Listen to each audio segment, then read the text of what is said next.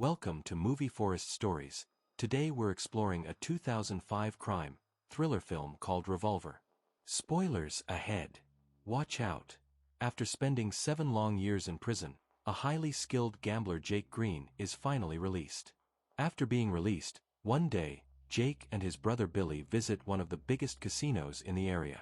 Their goal is to take back their own money that was taken by the casino owner, Dorothy Matcha.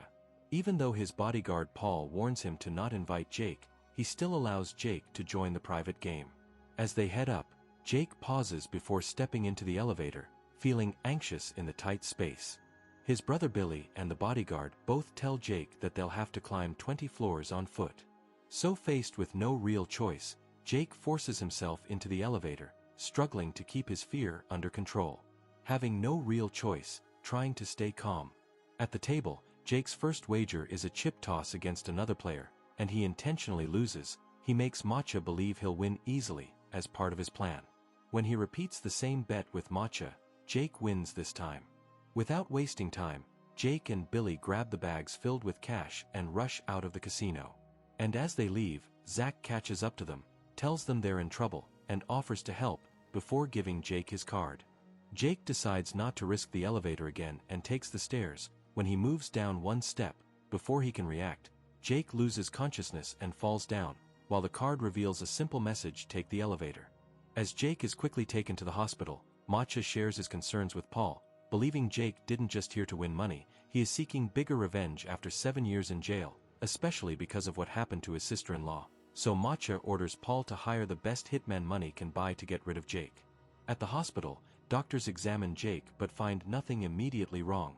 No clear cause for the blackout. He's told to go home, rest, and wait for his blood test results. Billy returns to his house, and Jake keeps bodyguards with him for protection. The moment they reach the house, gunfire erupts, they're shot. The reason he survives only because he notices a card on the floor instructing him to pick it up, so he bends down to pick it up. He tries to get away by car, but the driver is also shot. Suddenly, Zach appears out of nowhere. He pulls Jake out of danger and speeds him away. The hitman, Sorter, is a man who never misses a shot. Is surprised he missed and guesses someone already warned Jake. Later, when Matcha demands answers in anger, he says that the mishap happened because he had a bad feeling.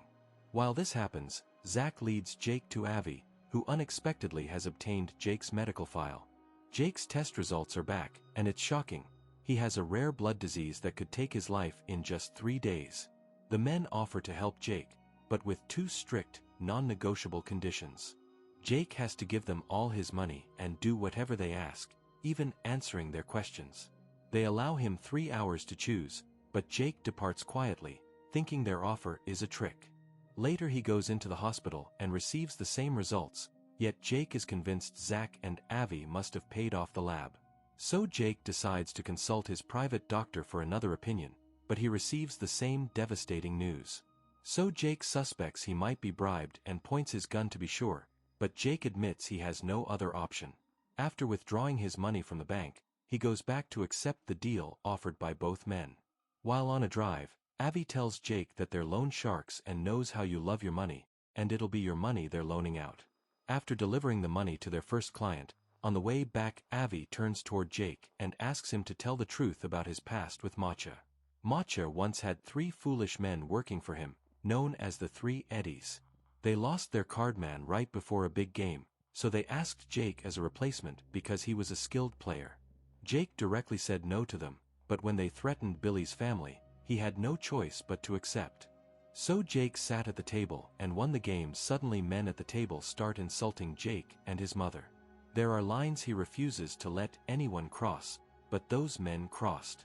So he started gunfight. In an instant, the power goes out and the money disappears. Soon after, someone gives his name, and Jake finds himself being questioned by the police. The Eddies tried to keep him quiet by threatening Billy's family. The process, his sister-in-law was killed while protecting her daughter. He didn't tell the cops that Matcha was behind the games as an organizer, and Jake went to prison for 7 years. While Jake was in prison, the 3 Eddies made a terrible mistake, and Matcha punished them by using them into concrete.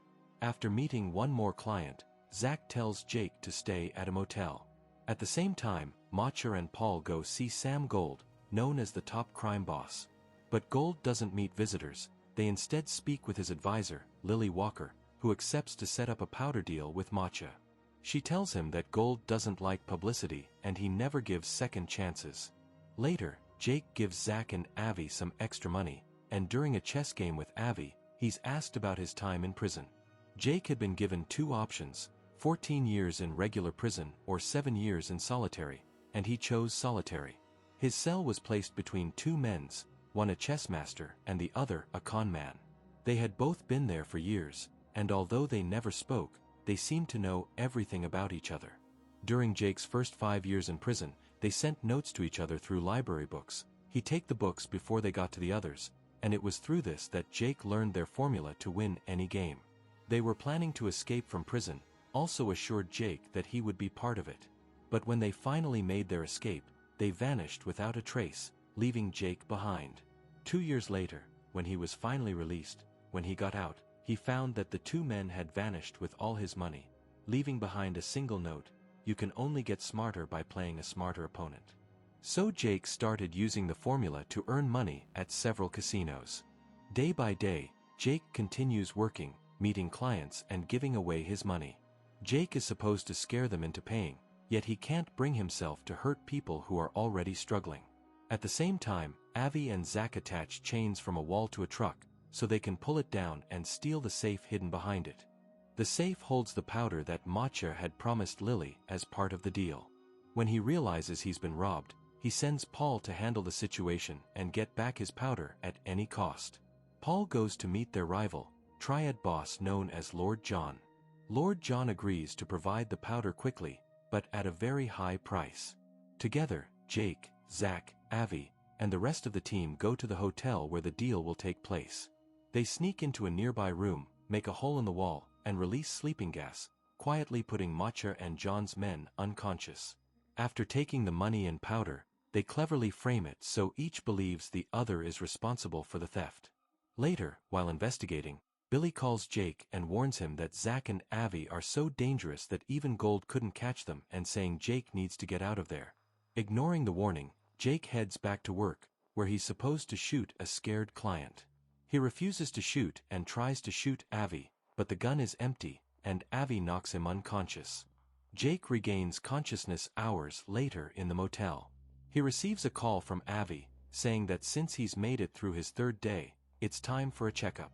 His niece and Billy come to see him, and Billy secretly leaves a gun with him for safety.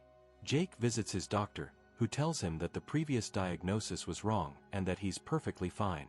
He calls Avi to get answers, but Avi tells him he has to wait. At the same time, Paul has been busy collecting information. Paul finds out that Jake is behind all their issues, so Macha gives the order to have him killed. When Jake comes back to the motel, Avi and Zach are there, warning him that Macha's men are waiting for him inside the room. Jake runs, the men follow, but he manages to get away. Things get easier when one of the thugs slips and shoots himself by mistake. When the other thugs see the body, they believe Jake is the one who did it. Jake goes to meet Avi and Zach in their office. They confess that they always suspected Jake wasn't telling the full story about his past deal with the Eddies. From the moment Jake was released, the three Eddies had been waiting to kill him, angry that his actions led to them losing their jobs under Macha. To stay alive, he made a deal with the Eddies. He'd give them 3% of any money they lent him every month. At first, only one Eddie accepted the deal. When they realized he was keeping his promise, the rest of the Eddies jumped in, requesting a 4% cut this time. In reality, Jake was using one Eddie's money to pay another, so he wasn't actually losing anything. Eventually, they ran out of money to lend to Jake, so they got money from Matt Cha, and he quickly became curious about their mystery moneymaker. After using the formula to gamble, he quickly made himself wealthy. Jake decided to take a vacation with his brother and niece at that time.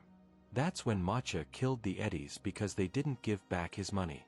While Macha dines in a luxurious restaurant, his trusted men arrive with urgent news: Jake has escaped. Sorter notices John's lover pretending to be a waitress and shoots her, then heads out to go after her driver. Even so, his shot isn't perfect, and he only manages to hurt her rather than kill her. Under the table, the woman fires a shot that takes off Macha's finger, just before she dies. Afterward, Matcha orders Sorter to kill Lord John and his men. Meanwhile, Jake continues talking with Zack and Avi while they play golf on a rooftop. They tell Jake that gold isn't a real person at all, but a symbol of ego and greed, and he only controls people who put their faith in him. Jake is told that the only way forward is to rewrite the rules of what holds power over him. After that, Jake withdraws his remaining money, donates it all, and sneaks into Matcha's bedroom. As he struggles with the voices in his head, which shows his ego, Jake apologizes for taking Matcha's money and accepts him as the stronger crime lord and tells that he's made a donation in Matcha's name before walking away. Jake decides to take the elevator to confront his fear, but it gets stuck when it reaches the 13th floor. As he struggles with a panic attack, Jake talks to himself in his head, lets go of his ego, and finally exits the game as a free man. When the elevator is finally working, Jake arrives at the ground floor to find Matcha standing there with a gun. His ego drives him crazy.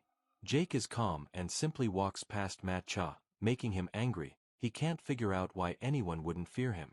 He cries, understanding how deeply he's been humiliated. The next morning, Paul brings Matcha all the local papers, showing him that his name is everywhere. It turns out Jake really did make a donation in Matcha's name, so people now think the casino owner supports the community. Paul tells him that Jake has the powder and has been manipulating them the entire time. Matcha is happy to get the credit, but it doesn't last. Under Matcha's orders, Paul, Sorter, and his thugs arrive at Billy's home. Billy quickly hides his daughter in the cupboard and he realizes one of his bodyguards has betrayed him. As soon as they find him, the thugs start hurting Billy while questioning him, not believing his claim that he has no idea where Jake or the powder is. Paul is getting more aggressive, and Sorter feels uncomfortable. The things get worse when they hear the girl sobbing and force her out of the cupboard. Sorter refuses to hurt the girl, but Paul does not listen, so Sorter kills him and his fellow thug. However, in the end, he makes a mistake and is killed too. At the same time, Lily shows up with a wreath that Gold had sent. He isn't happy seeing Matcha's name in the newspapers, as he dislikes any kind of publicity. Lily also tells him that Matcha's time has come to an end and there will be no second chance, and this makes him panic once more. Avi and Zack bring Jake and the powder to Matcha's casino, where Avi wins at chess and tells the final parts of the story. He and Zack were in the cells beside Jake during their time in prison. They had always wanted to take him along with them. However, he wasn't ready to face the truth. This suggests they were just imagined by Jake. Before he can think with it, the casino bodyguards escort him to Matcha. There he has the girl with him. Once he drops the bags of powder, Jake tells his niece not to worry and that everything will be fine. Matcha loses his temper because Jake shows no fear, even when the gun is pointed at his niece.